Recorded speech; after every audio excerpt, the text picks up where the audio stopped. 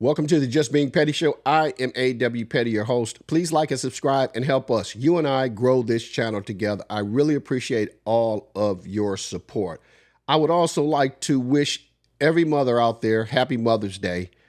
Enjoy your day, ladies, and you deserve it.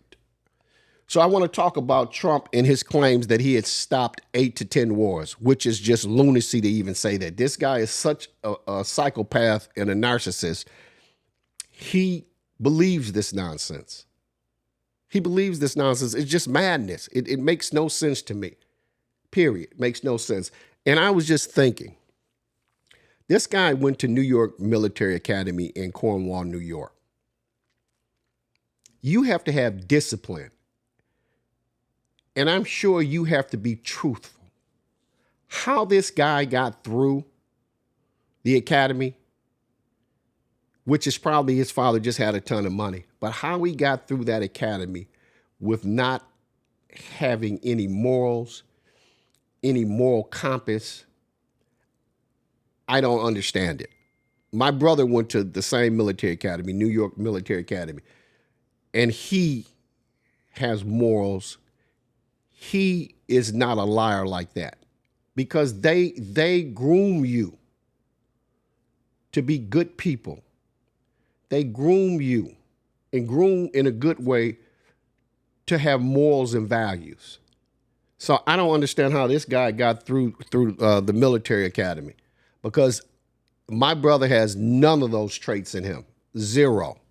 So what I'm going to do is this. I'm going to show you a video. And then on the other end, I'm going to get into the truth about these claims that he stopped 8, possibly 10 wars.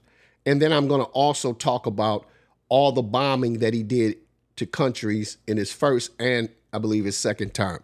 So I'm going to play this clip, and then I will see you guys on the other side. It's one clip. I'm going to play this one clip.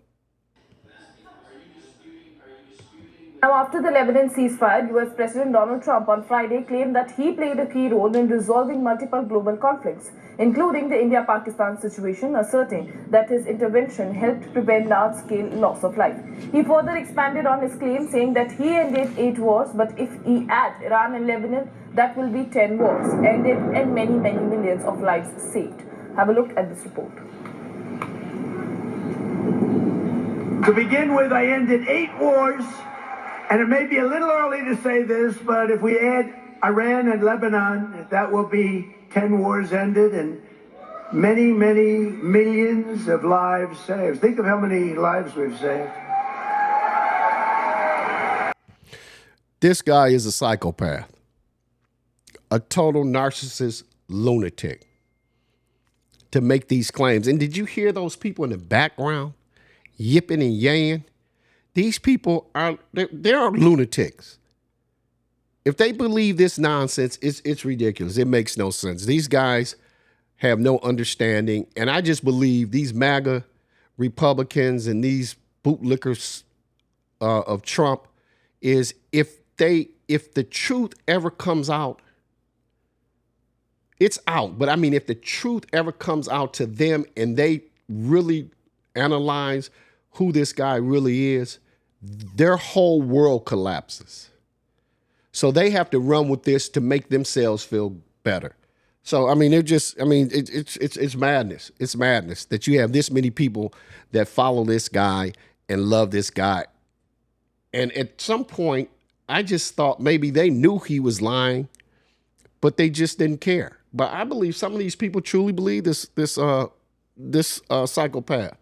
So anyway, following his return to office in January 2025, Donald Trump has frequently claimed to have ended between 6 and 8, and then later, like I said, he said 10. But independent fact checkers and analysts have largely characterized these claims as misleading, finding that they often describe temporary ceasefires, diplomatic disputes, or conflicts that were not active wars. Here is a breakdown of the claims regarding the wars he stated he ended. Cambodia and Thailand. Trump claimed credit for ending a conflict here, but intense border skirmishes and artillery firing resumed in late 2025.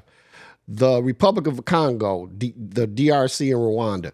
While a peace agreement was signed in Washington, Rwanda-backed M23 rebels continued to clash with the Congolese army, and the agreement had been described as very fragile. India and Pakistan. Trump claimed to have brokered a ceasefire, but India officials downplayed the extent of U.S. involvement, and the dispute is a long-standing unresolved conflict. Israel and Iran. Trump has touted a great peace between Israel and Iran, yet reports indicate that the U.S. as well as Israel have engaged in direct strikes against Iran. The violence in the region has escalated. Egypt and Ethiopia. Trump claimed to have stopped a war over the Grand Ethiopian Renaissance Dam, but this was a long-running diplomatic resource dispute rather than an active military war, and negotiations have stalled. Serbia and Kosovo. Trump has claimed to have prevented a war here, but analysts and diplomats found little evidence that a major conflict was brewing in 2025. Armenia and Azerbaijan. I always get this wrong. Azerbaijan. That's probably it. While Trump boasted about his role in this, his claim about the extent of his influence in achieving lasting peace have been called misleading. Excuse me. Israel and Hamas, including in this later list, the conflict in Gaza has continued despite his claims of peace. So PolitiFact and other outlets have rendered these claims mostly false or misleading, noting that they represent a mixture of ceasefire, temporary truces, and exaggerated involvement in diplomatic disputes. According to a March 2026 PolitiFact report, and this is getting into all the countries he's bombed. And I bring this up because he wants this peace prize so much, but he doesn't have an understanding. A peace prize that you get is for helping to keep peace in these countries, not start wars. But that's what this guy does. It's crazy. Donald Trump targeted 10 different countries with military strikes throughout his time in office. This includes significant increases in airstrikes in countries such as Yemen and Somalia during his first year, 2017. Key details on first-term military strikes, 2017 to 21, 10 countries targeted. The analysis indicates that during his first term, Trump ordered strikes in 10 countries, which was higher than any other modern U.S. president. That's crazy. And I believe he's saying, he's probably looking at it and saying, look, I'm going down in history to be the only president that bombed this many countries. That's how I believe he thinks in his head. Yemen and Somalia. In his first year alone, 2017, Trump authorized over 161 strikes in Yemen and Somalia, which was more than triple the number carried out in those countries the year before during Biden's, I think either Biden's, oh no, that was during Obama. Major strikes occurred in nations including Syria, such as the 2017-2018 missile strikes, Iran, Afghanistan, Yemen, and Somalia. The total number of strikes surpassed the rates of his predecessors, with a focus on both counterterrorism and specific regional action. Based on reports available as of May 9th, 2026, within the first roughly 15 months of his second term, starting January 20th, 2025, the Trump administration conducted military strikes in 7 different countries. These actions part of a surge in military activity labeled in some reports as declaration of vengeance. Who would name something like that? And Operation Hawkeye, Operation Hawkeye. Over 100 strikes conducted since February 2025 targeted ISIS and al-Shabaab. Hundreds of strikes launched against Houthi rebels between March and May 2025. Precision strikes targeting ISIS leaders, including in March 2025. Strikes against ISIS targets, including a large-scale action on January 10th, 2026. Nigeria, a December 2025 strike against extremist groups, which was described by the administration as a Christmas present. Who does that, and who says idiotic things like that when you're killing people?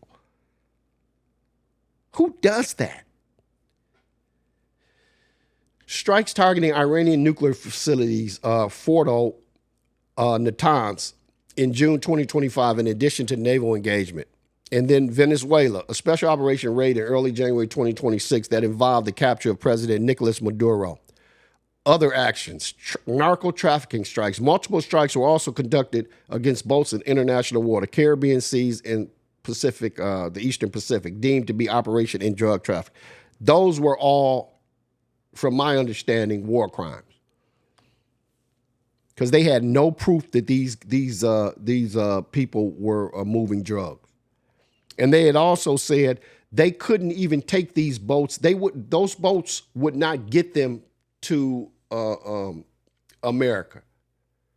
They didn't have the capability to get them to America. But here's the deal: nobody talks about this. And I don't know if it's a time and a place when this guy gets out of office that they're going to go into high gear and try to charge these guys with war crimes. I don't know. I don't feel confident in that. By January 2026, reports indicated over 600 strikes had been ordered, which was widely noted to exceed the total number of strikes launched in the previous 4-year term of Joe Biden. So, so this guy, like I said, is a psychopath narcissist that lies like we breathe. He just lies like we breathe. And it's crazy to me that these bootlicker sycophants of his, every time they're on these news programs, they just continue the lie. They continue the lie. But here's the problem. Like I said before, if you have a bully that keeps punching you and you don't do anything about it, they're going to continue to do it. So when these Democrats or these talk show hosts don't want to push the issue because they might get screamed at, like Trump called that girl the B word the other day because she asked him a question. He doesn't like to be asked questions. Republicans, when you corner them, they're like they're coming out swinging and they're coming out nasty because they cannot answer these questions. That's just like Adam Mockler when he went against Scott Jennings. Scott Jennings could not answer that question, so he said, "Keep your effing fingers out of my face." And he used the actual word because they're cowards. When they don't have the answer, they want to be bullies. You have to bully a bully. And that's what you have. So with Trump, he just lies. There's 71 million people that voted for him. They love it. They don't care if the guy lies. But here's the question I ask. And I've asked this question again. What are these people going to tell their kids and their grandchildren when they look back in history and say, why did you just lie for this guy? And I said this on an earlier episode. In particular, Caroline Levitt. She just had a baby. What are you going to tell your children when they say, "Mommy, why did you lie for this man, this bad man?" What are you going to tell your grandchildren when they look back in history and know that you were part of this lying administration? What will you tell them? Yeah, you're in your late 20s now. You're not thinking about it. But as you get older, things change. For the most part, you become mature.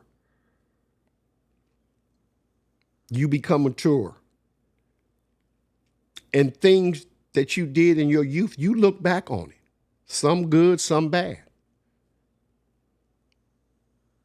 But some of those things will gnaw at you. And you can't do anything about it because you were complicit with everything that this guy did. You were complicit with it. So all of you MAGAs and all of you Republicans that lie for him to help him, it's a reckoning coming. It might not be a criminal reckoning, but it's going to be a mental reckoning coming from you for you people. You'll be sitting somewhere when you get older and you'll start thinking about everything that you did. And it will gnaw at you. If you have any sense of right and wrong. It will gnaw at you. But I wanted to bring that to you, and because every time I see this guy lie about it, I'm like, man, this is crazy, and he just does it so just it's so easy for this guy to do this, so easy. But anyway, I wanted to bring this story to you, and so again, like I said, all you mothers, happy Mother's Day to you. Enjoy your day. You guys deserve it. And again, please like and subscribe and help us, you and I, grow this channel together. And I will see you guys up the road.